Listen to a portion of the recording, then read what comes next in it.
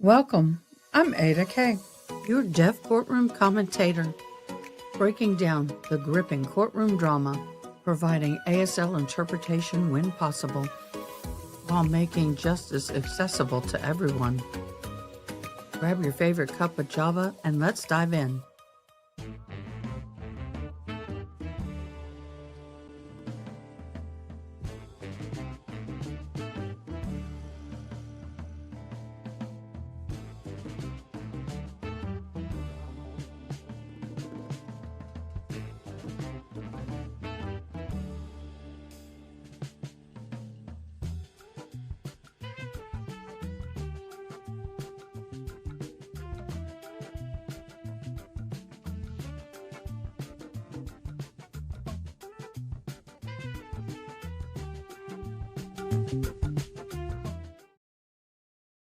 Breaking news, breaking news, breaking news, breaking news. Hello, everybody. Today has been a day. We are here on breaking news. We have a potential shooting at Massachusetts State University. The police have responded. We're just going to go straight into it. This happened short time ago. I will be learning about it at the same time you are. Make sure I have sound. June, do you have sound? I don't have sound.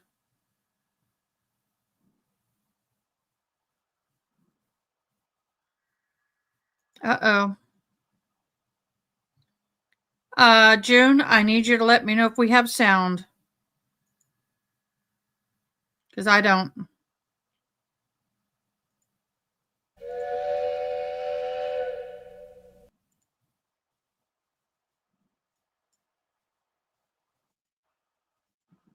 Guys, I'll get us another video. My apologies. I don't know why we don't have sound all of a sudden.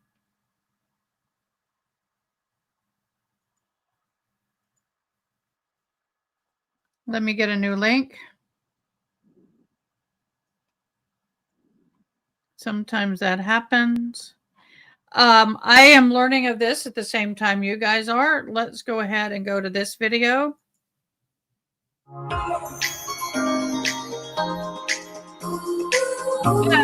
My apologies.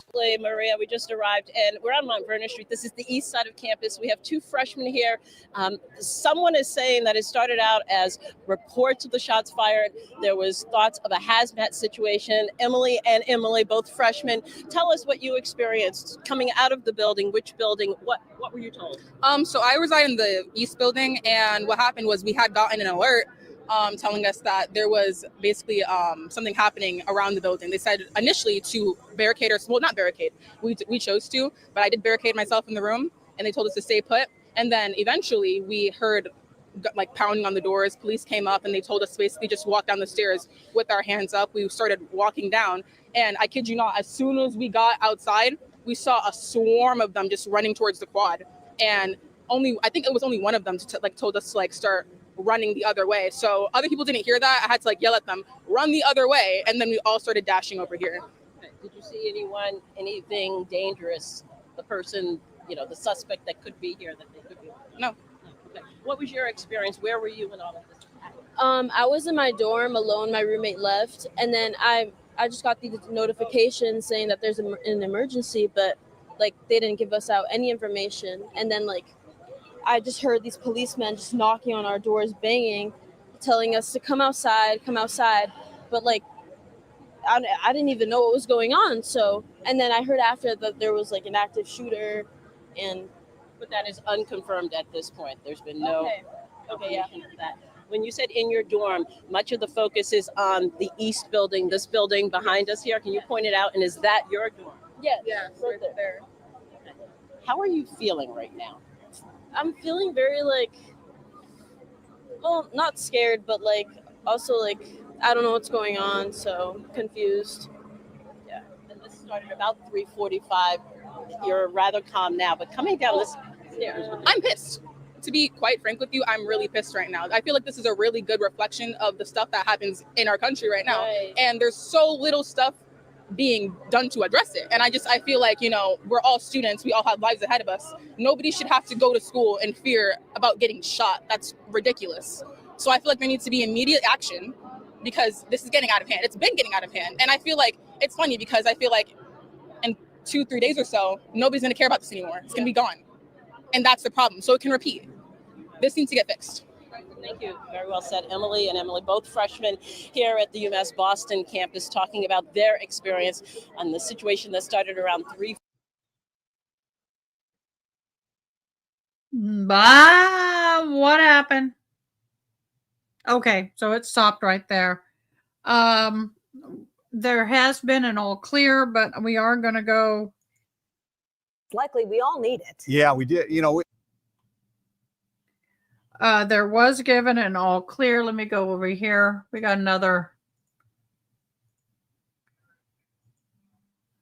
Police have called an all clear on this incident at UMass Boston today. So some great news. I know a lot of relieved parents out there. You saw the amount of personnel that were dispatched to UMass Boston to make this hopefully be a situation where things will turn out okay. Right now, we just got the word from police, all clear.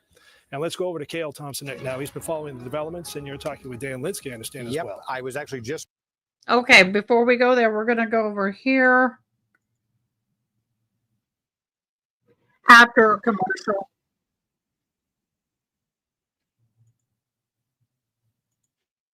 It is interesting. Let's go through these moments right now. What are they doing? How are they prepping that campus? What's happening now? Well, Marie, from the looks of things, the office is still running into one of the university buildings. They have rifles out. This is a very active scene. This is not something you can dismiss right now. It may turn out to be nothing, but from what I see in the activity on the ground, they are still taking this very, very seriously. They're going to lock down the campus. Go ahead. I'm sorry. No, Ed, I didn't mean to interrupt you. As you said, you were just with us about 10 or 15 minutes or so ago. And if people have just gotten home, sequence this for us right here. I mean, this is, as you pointed out very accurately, this is not a one-story building. This is what, an 8 or 9 or 10-story building. So there could potentially be at 4:32 in the afternoon, a lot of people in that building.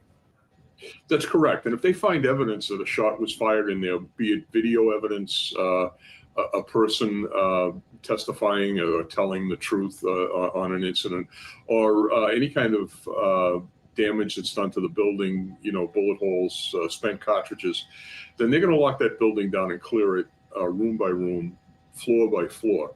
Sometimes it takes quite a while to do that safely. So all of that is going on right now. All of the evidence is being processed and looked at, and they're trying to determine whether or not there is a real threat. And how do they go about that, Ed? I mean, how do you do that? You just keep going floor to floor, making sure these students are safe.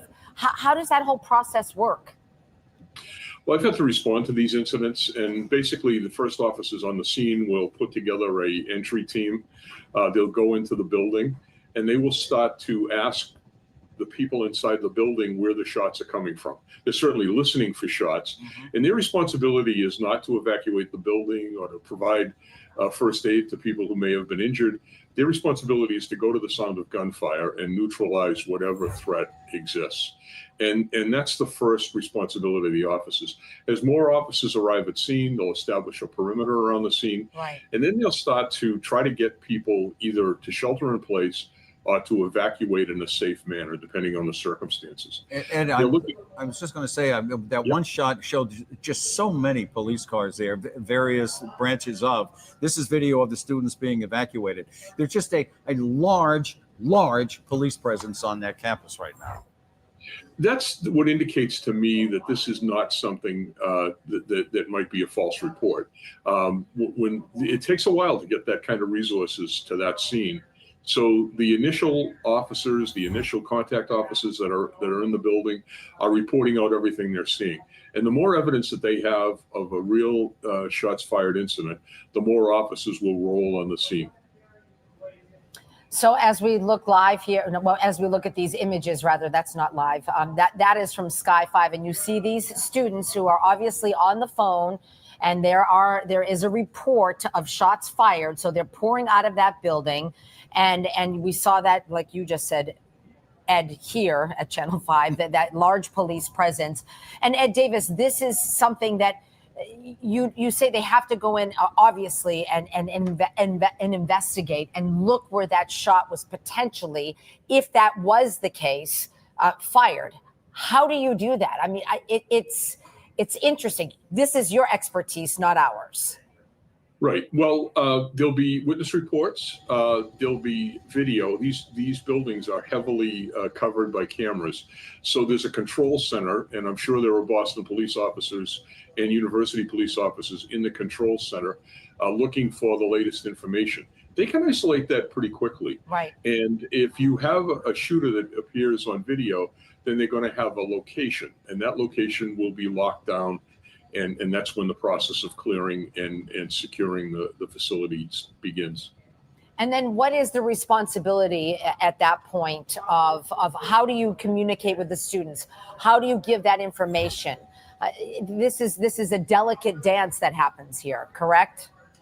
It is, and the decisions that are being made are very difficult and oftentimes criticized later. But when you're in the moment, you're trying to make the best decision possible to keep everyone safe. I like the fact that there are people exiting the building. That's probably an indication that if the incident is real and they've isolated someone, at least they know where they are. So they always look at something called fields of fire, so that if you're in an area that isn't in the field of fire, you can safely evacuate people. So that's a good sign.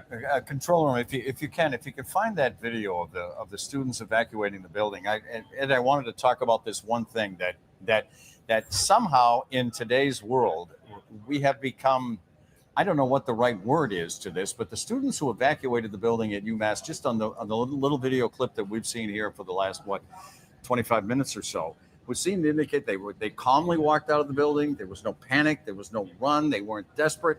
I recall a conversation just yesterday in Denver where a young student was talking about, well, we moved here a little while ago and I didn't expect a school shooting this soon. I mean, I didn't expect a school shooting this soon. We're not getting numb to this stuff. I'm not suggesting that, Ed, but nonetheless, this is part of a daily life almost. Tragically, it is. We're seeing these reports on the media every single day. The number of incidents there are multiple incidents a day. So people are becoming at least aware of it and have probably thought through what they would do in a situation like that. Sure. So it's a very, very difficult thing to have to deal with as a society. And we just, I think it was last week, Ed, we were at UMass Dartmouth, where we had our cameras there, where there was another incident there. And now, right now, again, to remind everybody, if you're just joining us, this is at 240 Morrissey Boulevard in Dorchester. That is the address for one of the school's dorm buildings at UMass Boston. The school says that police are near, and we see it right here from our video, the Residence Hall East building, and officers with weapons, and a very active scene continues there. Ed Davis, you are the expert. Those look like serious guns. Those law officers are walking around with there. That looks serious when you see that. Oh, I agree. They don't pull those weapons out without real cause, and so you're dealing with an incident here that could very well be a legitimate incident. And they're taking all the necessary precautions because you really don't know what you're going up against here. If you've just got a sidearm and somebody is armed with a long rifle, like the 30-06 that was recovered out in Utah, you are at a disadvantage. And the officers need to have equivalent firepower to make themselves safe. You know, Ed, this is happening at UMass Boston right now as we speak, but there are parents watching this. There are students watching this. There are parents of former students. You cannot help but think when you see these images, you can't help but think, is that going to happen where my child is? And that's the reality today. And like you just brought up that example, and I thought that was an excellent point. And it's scary. So what can you say as someone who has responded to incidents like this? to people out there watching this, saying, how is this happening again? And is this happening again? No matter what school you're at, you're thinking, could this happen at my child's school? Right. The simple answer to that is you've got to have a plan. You've got to think about these things beforehand. This can happen anywhere, in the supermarket, in the church, as we've seen recently.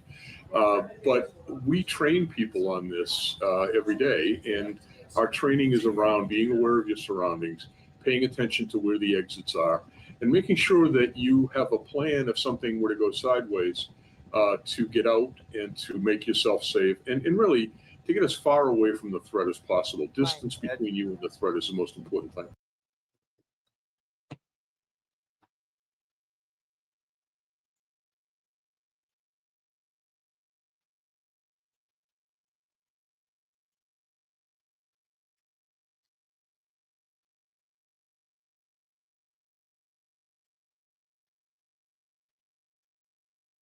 Do you guys still have sound? For some reason, I have a warning. June, do we still have sound? Angela, do we have sound on this video?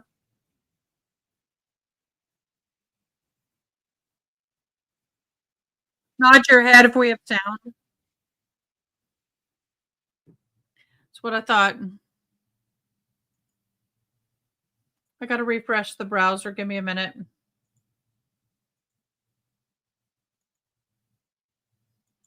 Let's try it again. Now? Okay, hold on.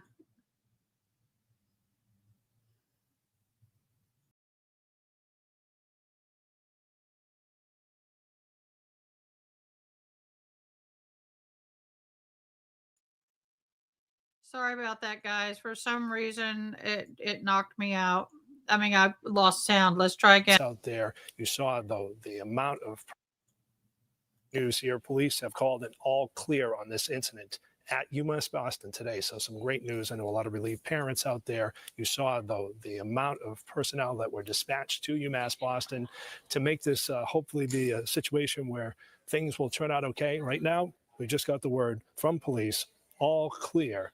And let's go over to Cale Thompson now. He's been following the developments, and you're talking with Dan Linsky, I understand, as well. I was actually just reading the same tweet, or X, I guess, that you were, Mark. Yes, police have reported that the incident, it's all clear, is what you said, which is exactly what we had expected. This is a live camera. It's moving around quite a bit here. I'm going to bring in Dan Linsky. Dan, you're getting this information as we are getting it. We just got the all clear text from UMass Boston. Obviously, great news, all things considered, but again, just so tense there on campus for the last 90 minutes or so while authorities worked to figure out what was happening. You said that this was likely going to be the end result just based on what we were seeing there on the scene. Can you talk a little bit about that? Yeah, there's always confusion in these initial reports. You heard about the students who were running into police officers with guns in the hallway. That's because there was a report. Those officers were going to that potential threat. They're going to have their arms out. They're going to, look for anyone who is armed with a weapon, and they're going to engage them as quickly as possible. That's scary for all the students involved, and it's an unfortunate event of what has to happen when these types of events are called in like this, and there's a possibility of an incident involving a firearm on the campus.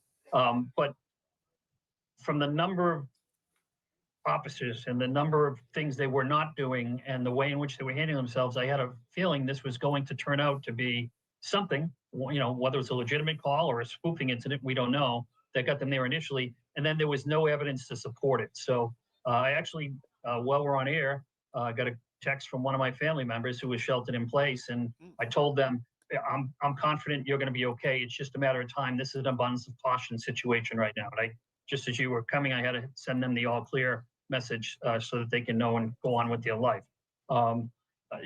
We've got to then look at what happened here and see, is there someone criminally responsible, whether they made a fake event or they were involved in an incident that caused this concern for everyone involved. If that's true, identify them, hold them accountable.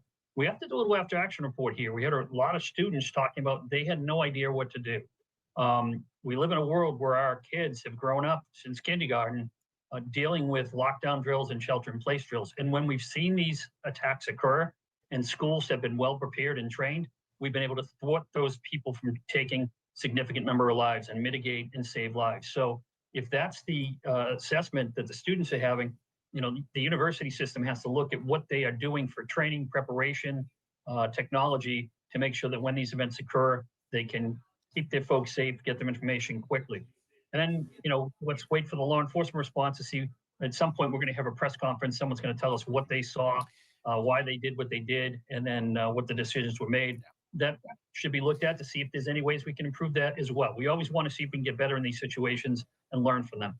Dan, hold with me 1 second, because we do have some new interviews coming in from students there on campus. I think 3 back to back. Let's pause. Dan, listen to these interviews with me here, and I'll be back to talk to you and ask another question on the other side. They're still actually working to get those ready very quickly. So I'll ask you this. My question to you after was going to be, what are the penalties if this were to turn out to be a hoax or a swatting call or something along those lines? Sure. Not saying that that's what this is. This could have very well been an honest mistake. Like you said, somebody hears a nail gun fire and they think it's a gunshot. But if this was an intentional scare, that's serious. Absolutely. And there are consequences, both state and federally, for that, where people can be and have been held accountable for doing that. Yeah. All right, very quickly, we do have that sound ready from those students. I want to pause for a second, let you listen to what 3 students on campus had to say. The teachers said they had not been prepared for this whatsoever. There was no training about this. They were kind of left on their own. This is just no way to live. This is no way to live. We're living in constant fear that things like this could happen to us at any moment. I came to school today thinking I was just going to have a regular, happy day. I was just sitting doing my homework, I was just getting an assignment in, and then everyone just got up and just started running. And I didn't hear any shots, anything fired or anything. I just heard a bunch of people screaming, and just a bunch of people just ran out. And I was a little alarmed. Someone directed me into a room, and I just kind of had to hide out for a little bit. And then police told us to try and get off campus. And I was just in my room and I was listening to the cops on my floor, and they were telling people to leave. There's bomb squad. I've seen canines, plainclothes officers, everything you can think of. Definitely some scary moments there on campus as we give you a live look again at the situation on UMass Boston. If you were just joining us, a shooting scare, unconfirmed reports of shots fired in just the last few minutes. Authorities giving the all clear, and we're seeing students begin to return to campus. Much more coming up on the other side of this break. Stay with us.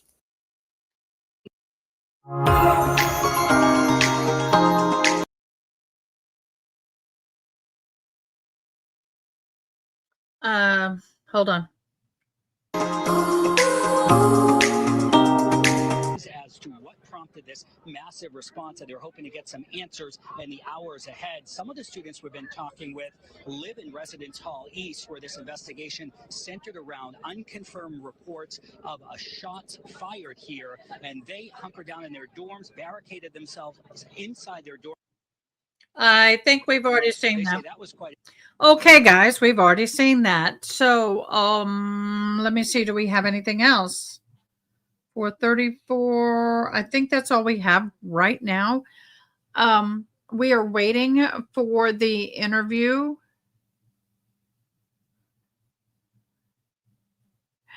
Do we have? I'm looking for the what is it called? The interview.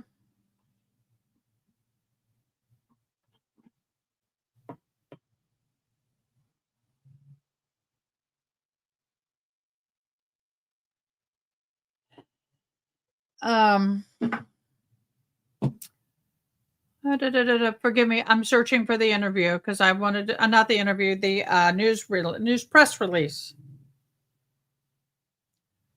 Looking for a press release.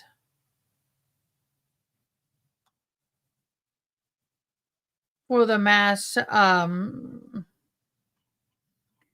but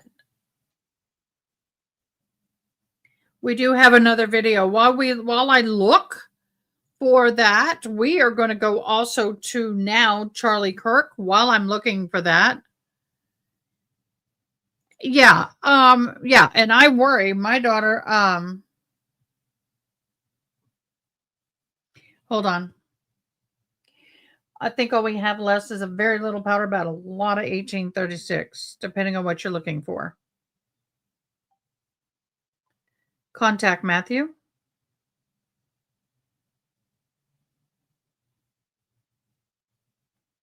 Sorry about that. Yes, if you're in Boston, stay safe. Yeah, it's a lot of horrible things, and we need to. It just there's got to be something. I think the penalty for this needs to be much more severe.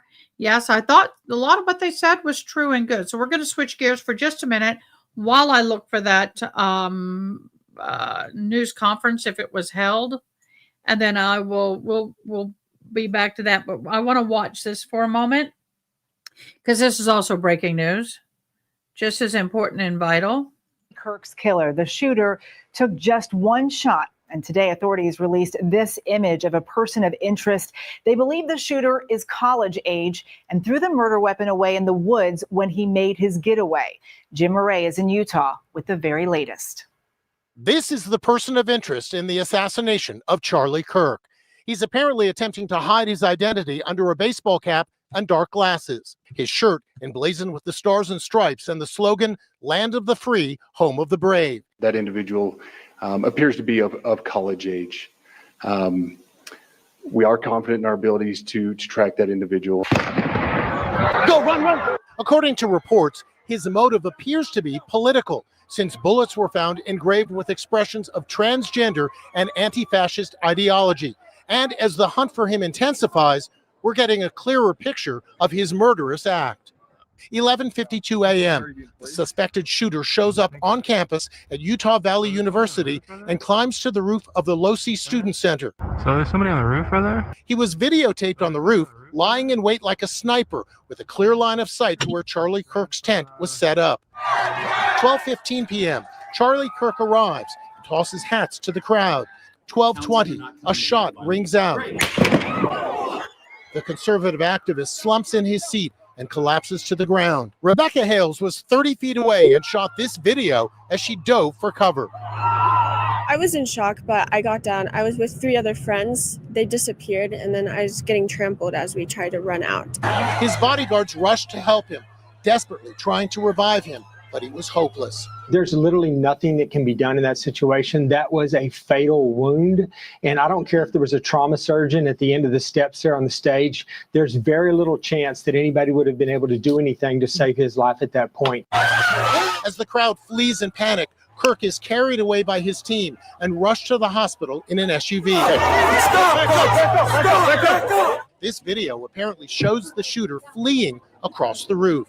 After the shooting, we were able to track his movements as he moved to the other side of the building, jumped off of the building, and fled off of the campus and into a neighborhood. The FBI and local law enforcement are still on the ground today, still searching the neighborhood where the assassin was last seen. He ran through here and into these woods where he dumped the murder weapon, later found by police. It's an older model 30-06 high-powered bolt-action hunting rifle. It wasn't any, no fancy equipment, no fancy tech or anything like that. Very basic, what your average shooter or hunter would use during hunting season shooting deer. Today, there's anger at the lack of security. Just 6 local police officers and Kirk's small private bodyguard detail. Jeremy and Amy King were in the front row, 15 feet away. I was actually telling him, where's all the security? Because they didn't scan my ticket. He had his security, but I didn't see any other security. It was just his bodyguards. But Kirk's close friend, fellow firebrand Steve Bannon, says that's the way he wanted it. He knew about the security too, because he says, hey, I can't get too much security because it cuts me off from the young people. It cuts me off from the crowd.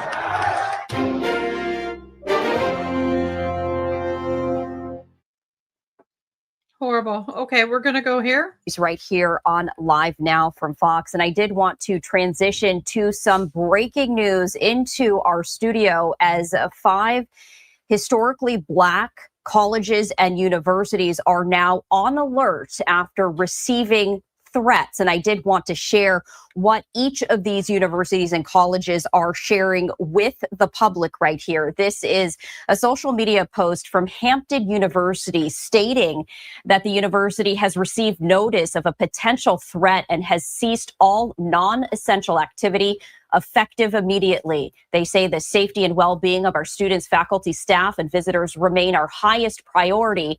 All campus activities and classes are canceled today and tomorrow to include all athletic events and activities, and campus community is encouraged to conduct any meetings and remotely. So we are continuing to follow this. We also have a number of other tweets that I did want to share with you.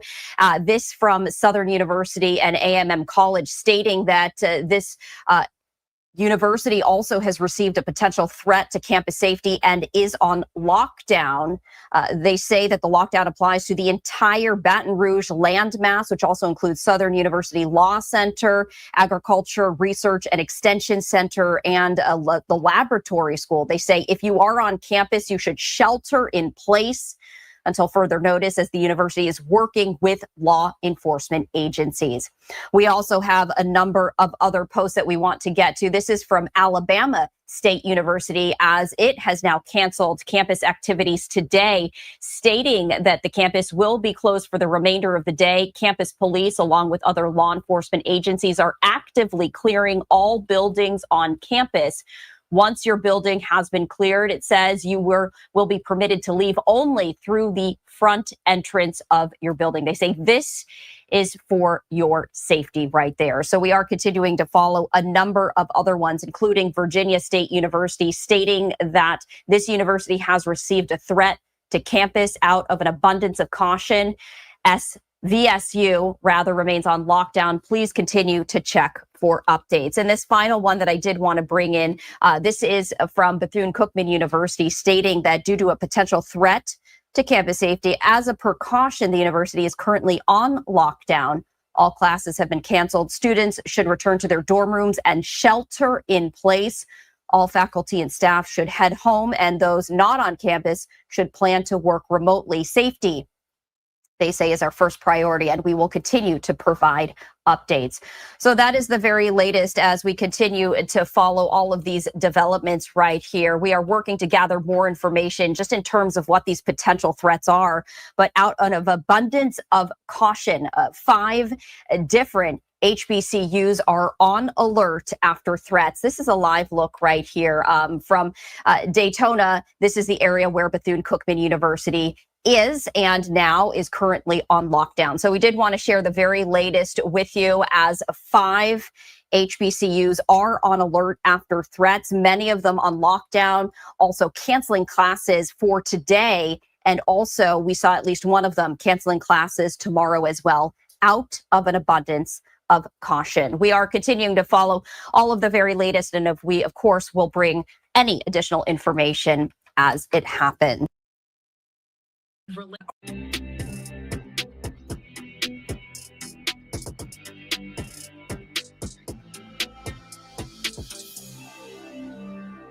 Trying to locate that suspect. Now, for the latest on what we know, let's get to this report from Fox News correspondent Ted Linder. This is a dark moment for America. President Donald Trump expressing outrage from the Oval Office, releasing a statement on Truth Social Wednesday after conservative activist Charlie Kirk was shot and killed at Utah Valley University. I'm filled with grief and anger at the heinous assassination of Charlie Kirk. Kirk, the co-founder and CEO of the conservative youth organization Turning Point USA, was just 31 years old. Our prayers are with his wife, Erica, the 2 young, beloved children, and his entire family. The crowd gathered to hear Kirk speak at the university ran for cover after officials say Kirk was shot from a nearby rooftop. My administration will find each and every one of those who contributed to this atrocity. Utah Governor Spencer Cox says the shooter will be held accountable to the fullest extent of the law. We still have the death penalty here in the state of Utah. This as other elected officials on Capitol Hill continue denouncing the attack. In this country, we have the First Amendment. We have freedom to speak what's on our mind, and shouldn't get shot. This is horrific. This is awful. And the assassination of Charlie Kirk risks an uncorking of political chaos and violence that we cannot risk in America. Meanwhile, flags are at half staff, and a memorial keeps growing outside Turning Point USA's headquarters in Phoenix, Arizona. I felt devastated. I started shaking, honestly. And as the investigation presses on, officials say the campus of Utah Valley University will remain closed until further notice. Ted Lindner, Fox News. Thank you to Ted Linder for that report. We do have this live image here of the White House over in Washington, D.C., as President Trump yesterday did declare that all American flags were to be flagged at half-mast, half-staff, I should say there, in honor of Charlie Kirk. Now, videos posted to social media from Utah Valley University did show Kirk speaking into a handheld microphone while sitting under white tent emblazoned with the slogans, "The American Comeback" and "Prove Me Wrong." A single shot then can be heard ringing out, and Kirk can be seen reaching up with his right hand as a large volume of blood did gush from the left side of his neck. Stunned spectators were heard gasping and screaming before people started to run away. Some of those videos have been circulating throughout social media. We will not be before. Authorities say this killer had the skills to get off a fatal shot from more than 100 yards. Enforcement partners in Utah to fully investigate and seek justice in the fatal shooting of Charlie Kirk at Utah Valley University. Anyone with information, photos, and video from the incident can help the FBI identify more answers by sharing those files here. And they do provide a link in which you can share any and all information that you have regarding that incident. I do want to play out the latest update that we had from investigators and law enforcement down there on the scene. This was from yesterday evening. We have not gotten one since then, but in case you missed it, let's listen in.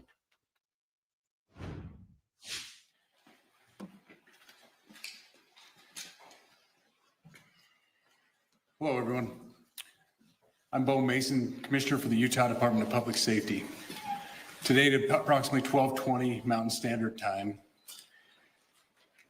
political influencer Charlie Kirk was shot in an event at the Utah Valley University. He was taken by private vehicle to Timpanogos Hospital, where he later passed. The Utah Department of Public Safety will be co-leading this criminal investigation to find this killer, along with the Federal Bureau of Investigation. We're working in unison with the County Sheriff's Office, the local police department, and the University Police Department, all of which have been very cooperative and fully engaged in this process. Shortly after the shooting, we did have a suspect in custody, George Zinn, but he was released from custody after we identified that he did not match the shooting suspect and was not an accurate person of interest. However, he has been booked into the county jail by Utah Valley University Police Department for obstruction of justice. We do still have an active investigation for the person of interest. This incident occurred with a large crowd around. There was one shot fired and one victim. While the suspect is at large, we believe this was a targeted attack towards one individual. This is a tragic moment in our state and in our country. As we heal, we encourage everyone who is struggling with news of the incident to call 988, our state mental health crisis line. In addition to that, our partners with the FBI will also be discussing other ways we can communicate through the public for tips and other information. Thank you. Good afternoon. On behalf of the FBI, we extend our sincerest condolences to the family and friends of Charlie Kirk. Our thoughts are also with the people who witnessed this traumatic event. We know that what you experienced was very difficult. Our thoughts are with you as well. As soon as we heard about the shooting, special agents and personnel from the Salt Lake field office responded immediately. We have full resources devoted to this investigation, including tactical, operational, investigative, and intelligence. To be clear, the FBI will fully support and co-lead this investigation alongside with our partners. We are working on setting up a digital media tip line, and as soon as it's established, we'll get that information out to everyone. I know there's a lot of questions. This is very much an active case, and this investigation is in its early stages.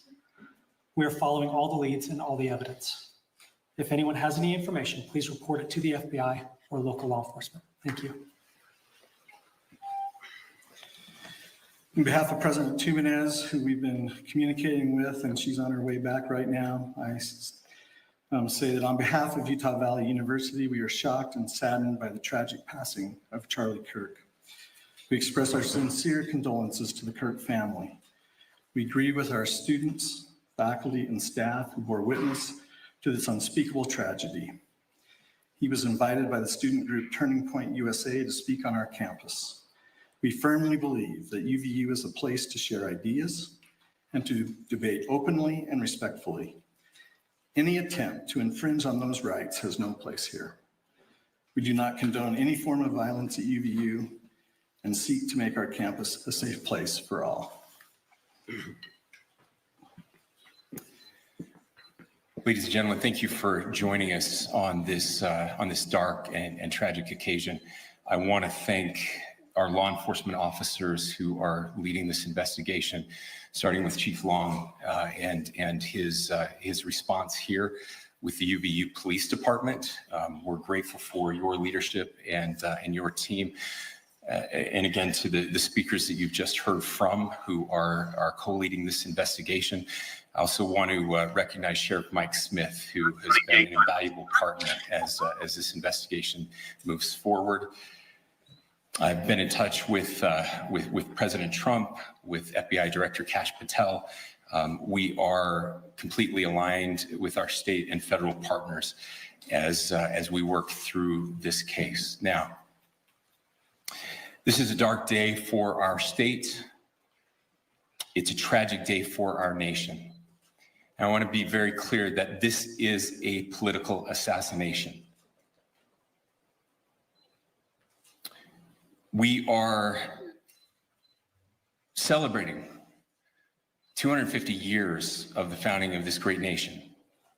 That founding document, the Declaration of Independence, that this great experiment on which we embarked together 250 years ago, that we are endowed by our Creator with certain unalienable rights. The first one of those is life. And today,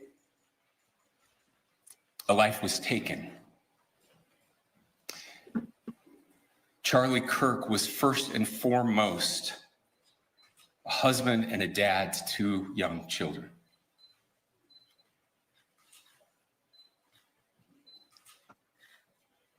He was also very much politically involved, and that's why he was here on campus. Charlie believed in the power of free speech and debate to shape ideas and to persuade people.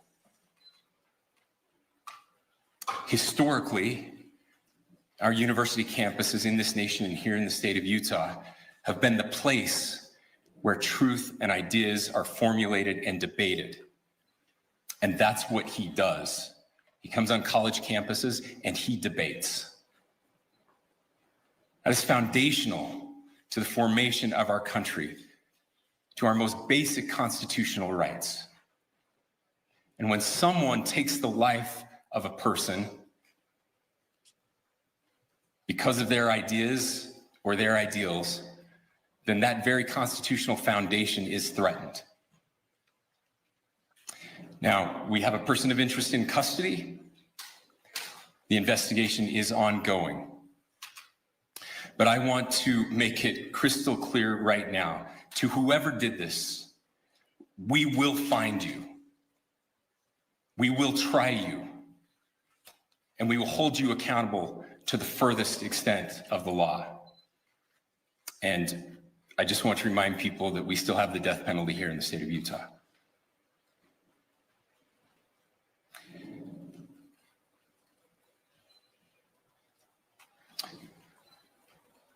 Our nation is broken. We've had political assassinations recently in Minnesota.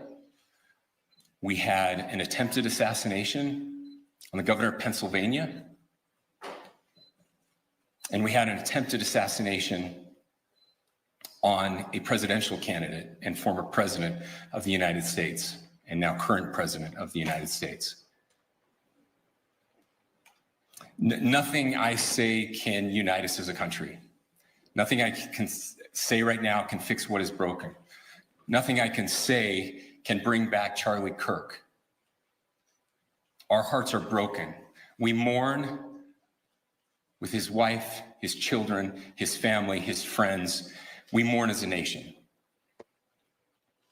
If anyone in the sound of my voice celebrated even a little bit at the news of this shooting,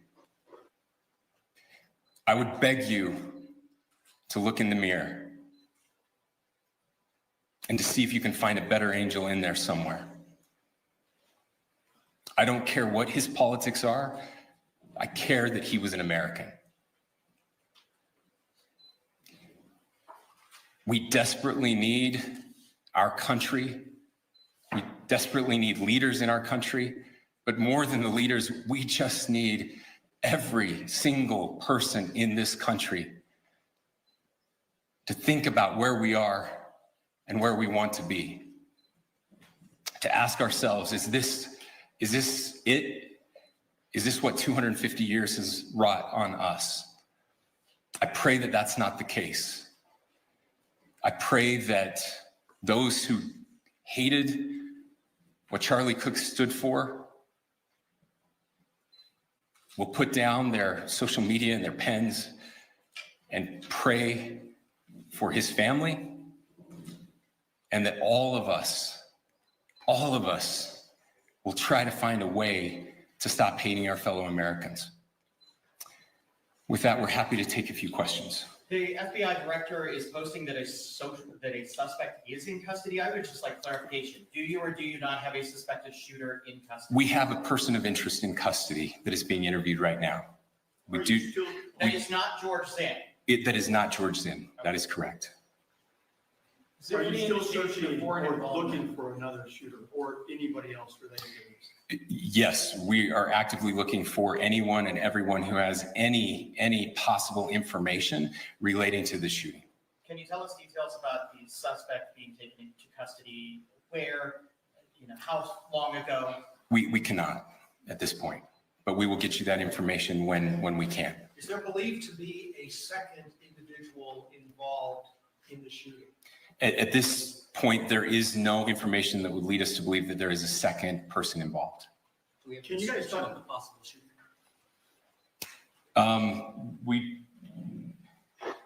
Do you want to talk about what we know there? Yeah.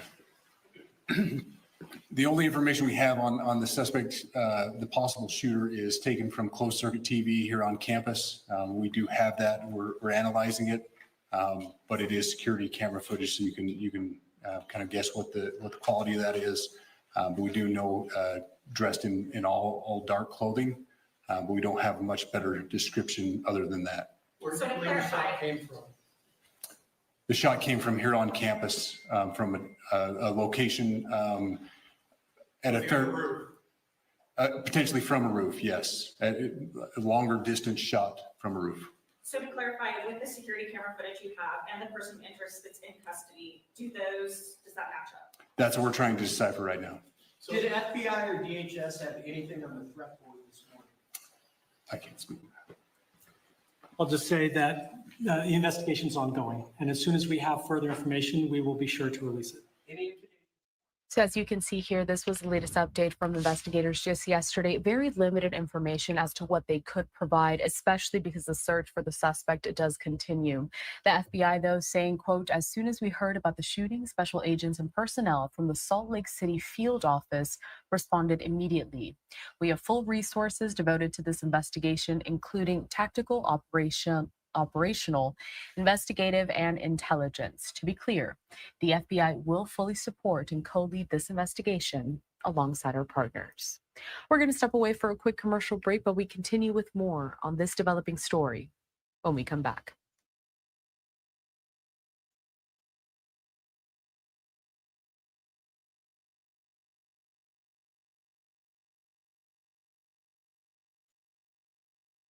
It's frightening for everyone. Political violence must be called out, and it has to stop. But as word spread that Kirk had died, a moment of silence to honor him on the House floor devolved into a partisan shouting match.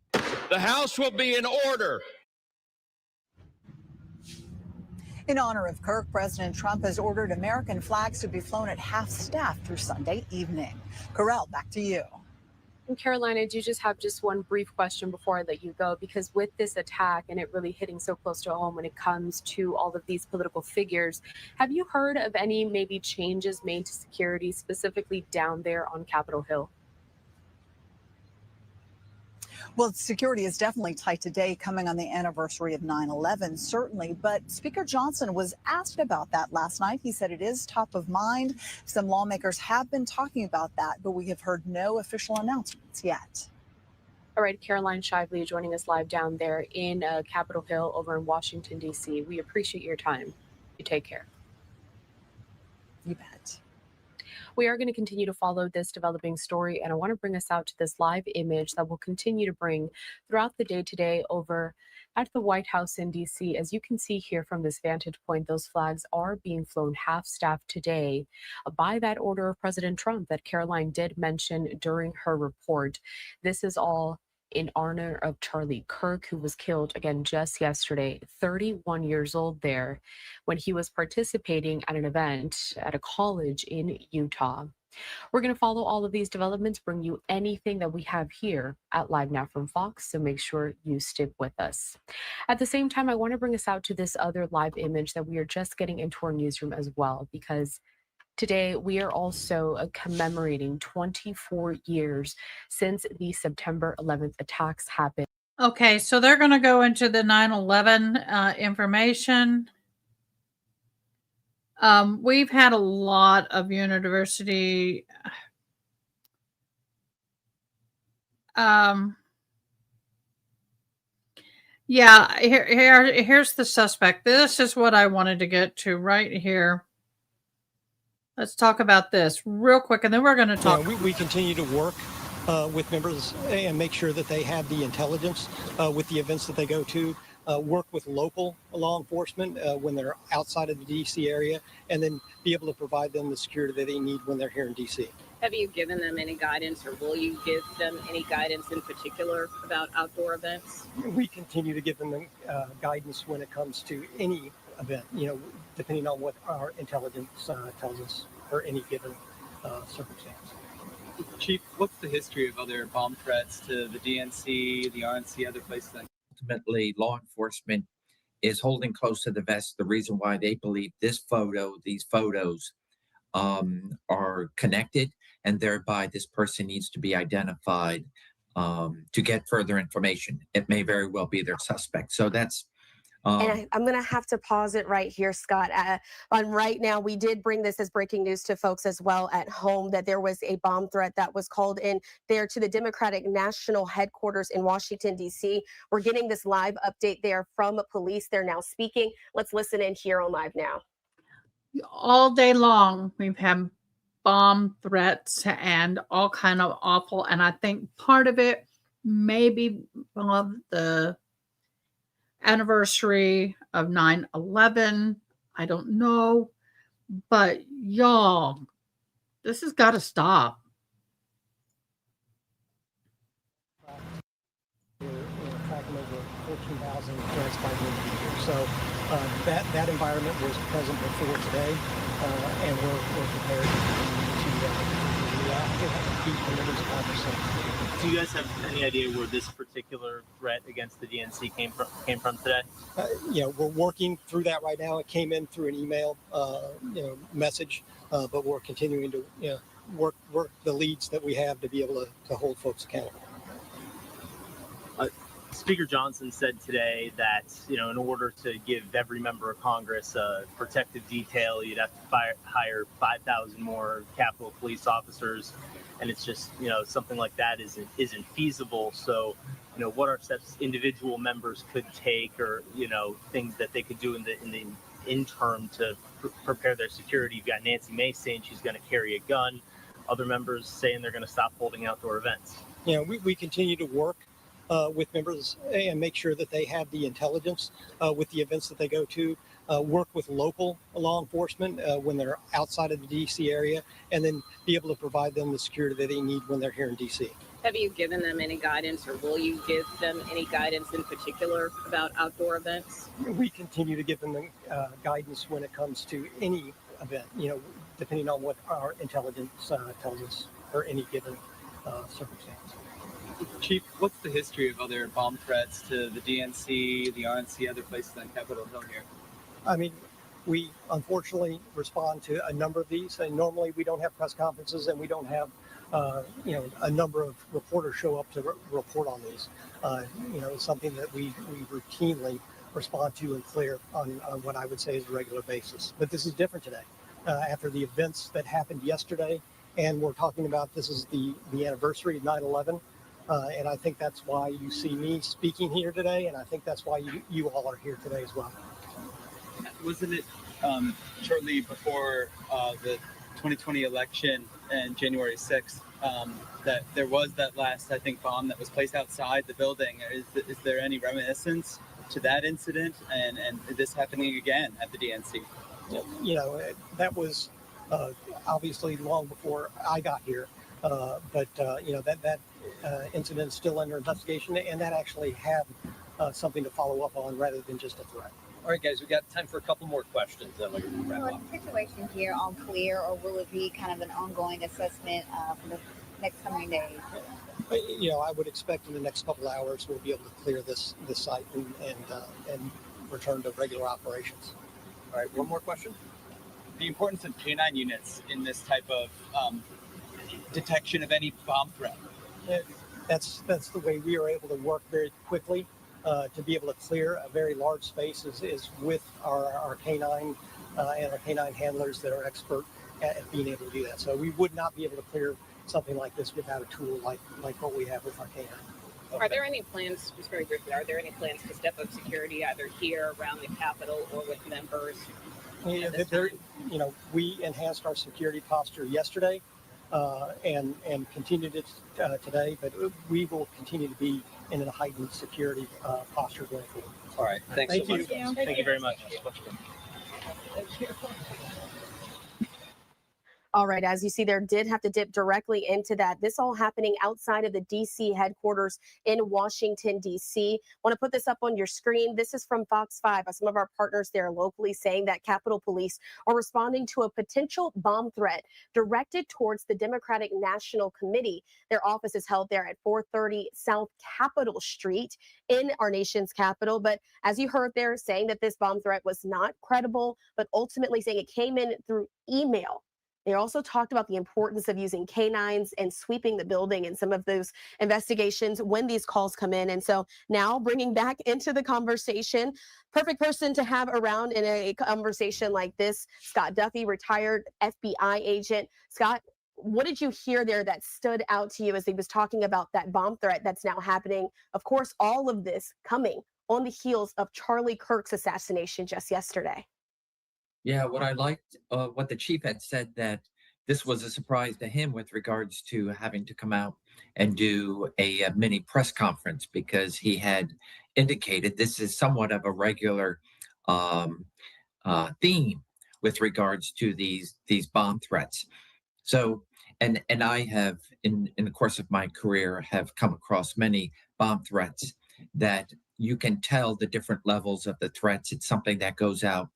Law enforcement responds as if it's a real thing. So they are securing the scene, putting the dogs and other resources to be able to say there's nothing physical that can do harm.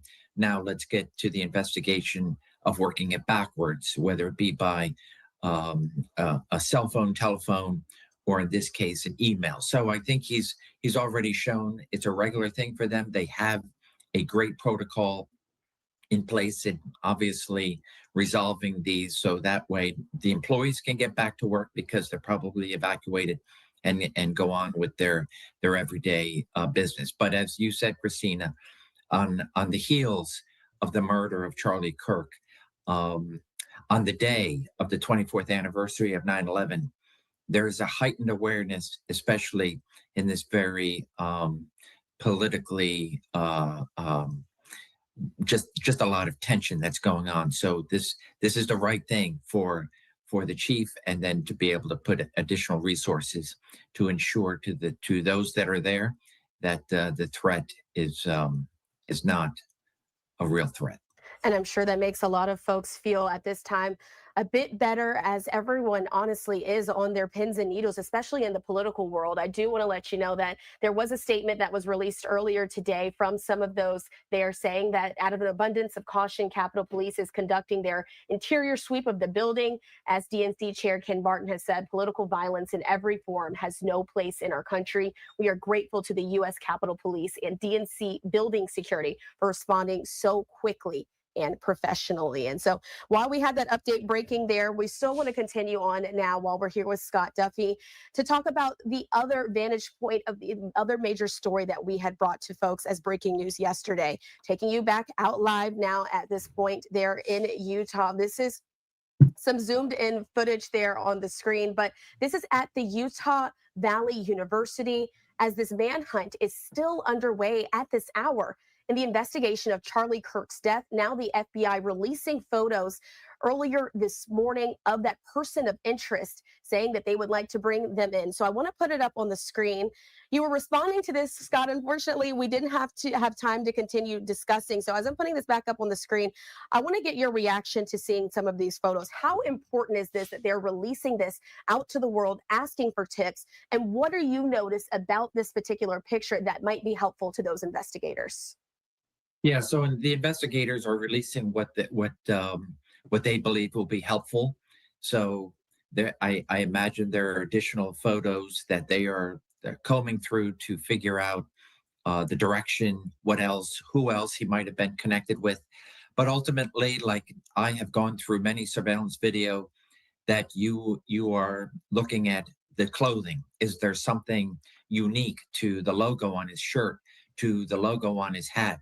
Is there something that is so unique that that they can identify perhaps where that T-shirt or that hat came from?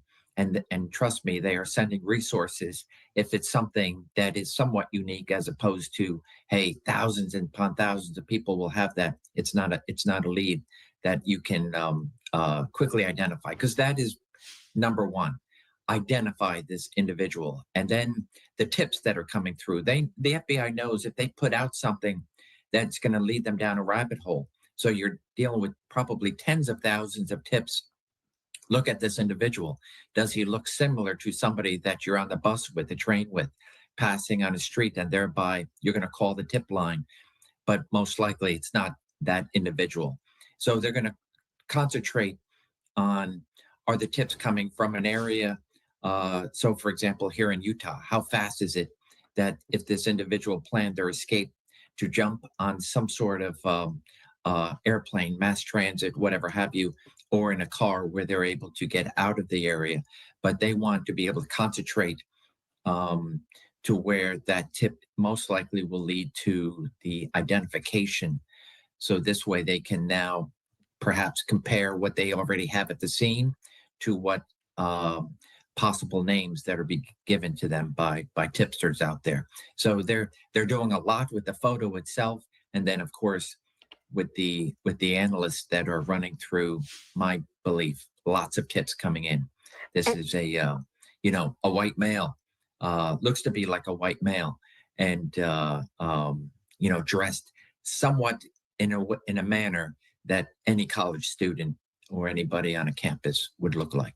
And that's the interesting part, Scott. It does feel like this is a bit of a needle in a haystack, saying that he was so easily able to blend in with the crowd while keeping his eyes concealed with those sunglasses. I also want to put this up on the screen. As we've been talking about these tips that are coming in due to the FBI releasing those photos, Fox News has also been doing some digging on their own, just like so many other internet sleuths. I want to put this up on the screen. This is from Fox News correspondent Matt Finn. He said, looks like this could be the type of shirt the person of interest in Charlie Kirk's shooting had on. They're saying that the shirt in real life has "Land of the Free, Home of the Brave" on it, a clear picture of what it might be. It has a American flag and a bald eagle. Of course, we're not saying that this is the photo, but so many people are going to be sending tips like this directly into the FBI. How important is that for this investigation as people are thinking and viewing? Somebody might come across the right answer at the right time. That's absolutely right. Analysts, and there are lots of analysts that are dedicated. That's why the FBI, with their endless resources, so to speak, that they can bring lots of individuals, analysts, criminal analysts from all these different offices to be able to concentrate on this. And they are going through, scrubbing through social media, looking at things like this that comes from Matt Finnan, to be able to say, can we take what we believe to be the logo that most matches the surveillance video and try to do a deeper dive into being able to pinpoint it, and then to figure out, where did the shirt come from? How popular is it? And will it give us any smaller of an area, as opposed to, hey, it's another T-shirt that's been sold on the internet that can have gone anywhere out in the world. So that's something then that will be something that may not lead to the identity of this individual, but most likely, if this individual does not have this T-shirt, it could be in his possession during some sort of subsequent search warrant. So these are vital. And this is also what the FBI and any law enforcement agency weighs to putting out information that they want to be able to ensure they have all those pieces of evidence, but they also realize it could be discarded. Right now, they are trying to identify this individual regardless, so they can get a search and an arrest warrant to secure this individual. And so, as we're talking about the investigation ongoing, I want to dive into just a few pieces of it here. Scott, earlier today, those investigators say that they had traced the sniper's escape route and recovered a high-powered bolt-action rifle. This is according to the FBI Salt Lake City special agent who was in charge. They also said they'd obtained foot, palm, and forearm imprints linked to the crime. Talking about as well, saying that some of the evidence that they recovered had messages on it. This is a lot to talk about here. And I'm putting this up on the screen. This is from Fox News, saying sources tell Fox News that messages were found written on the gun and the ammunition used in the assassination of Charlie Kirk, with them finding that key evidence: foot, palm, forearm prints that in this crime, the high-powered bolt-action rifle, also knowing that there were messages on it. What do you feel in this conversation? What does that bring now to those investigators? What are they going to be looking at? So physical evidence, and nothing like DNA and fingerprints, palm prints, whether it be a shoe print or a footprint. All those things are fantastic. If this person has never dealt with law enforcement and has absolutely no criminal history and any contact with law enforcement to have been fingerprinted, then those fingerprints, palm prints, they're not going to identify the individual through a database, but they're absolutely going to be used for comparison and to say what we have at the scene or the weapon, wherever they lifted those prints from. This will be able to be fantastic for prosecution as they go down looking for the individual, but also keeping in mind there needs to be a prosecution. And so they will be able to tie that person with the fingerprint, palm print, whatever else that they're obtaining. So these are fantastic pieces of physical evidence to tie whoever they get into custody to the scene and continue on with a lawful prosecution. And so I also want to put this up on folks' screen. This is a live look there at the medical examiner's office in Utah. When it comes to even what they're seeing with Charlie Kirk and where the body now goes, we do know that Vice President J.D. Vance has flown from the nation's capital alongside his wife, Usha Vance, to be able to take the family and the body of Charlie back to Arizona. Did investigators get what they ultimately needed in that short period of time as it pertains to the manner of death at this point? Yes. So, they're not going to release the body unless they've done a complete autopsy. And there were probably, as I have been at autopsies, both investigators, whether it be both FBI and the local law enforcement in charge of the jurisdiction for this university, where they are obtaining whatever physical evidence, clothing, and everything else that they can take from there to ultimately be secured and analyzed at somebody's laboratory. Okay, we're going to come over here. We have a video that was given to us from Brooklyn. Thank you for sending this to us. Let's play it. I don't think it has sound. The sound's up all the way. Y'all pay attention to that. Why was it rejected?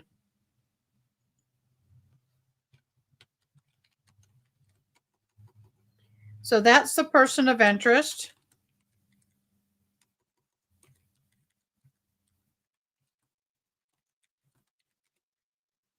My YouTube would let me post the comment, and I posted it again, and it worked. So this is the person of interest. Why is he limping?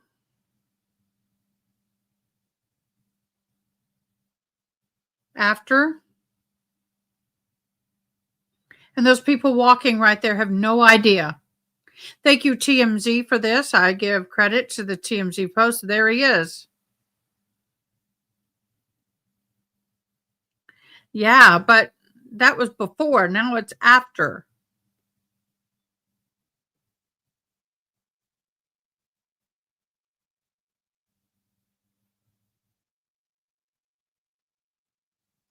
Yeah, but I thought that was before the incident. We'll go back and look.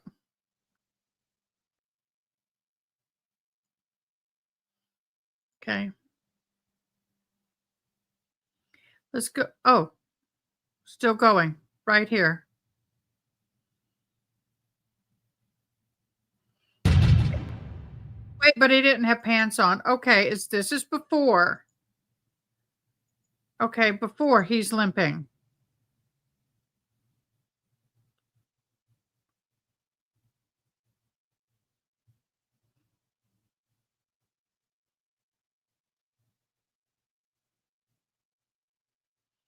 Interesting.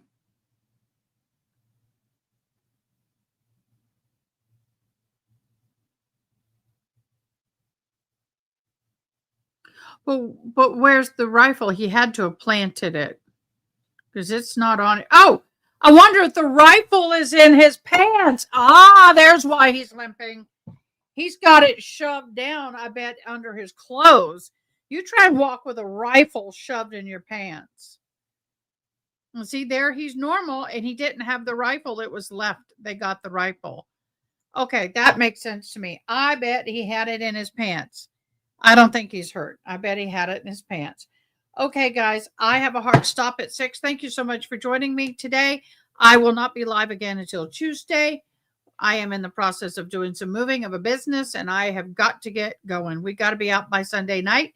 So anyway, everybody, thank you so much. Well, yeah, I know some people walk like they have a rifle. Joe, keep it clean. Hey, Joe, you came on and shared your show stuff on Sunday. So I hope to try to be on. It depends on what's going on. Am I able to share when I have a special on your channel too? Can I have permission? Because I'm going to be doing a deep dive on the Simpson trial, not this Sunday, but the following Sunday. I'm working up a show. And I just wanted to invite you guys to come on and come on board. But y'all, this has been a very heavy day and very difficult time for our country. I invite everybody to please self-care. Oh, thank you, love. Everybody self-care. Please self-care. But more importantly, be kind. There's no need for this much hate in our world. So try to keep your world and your community safe and be positive and love on each other.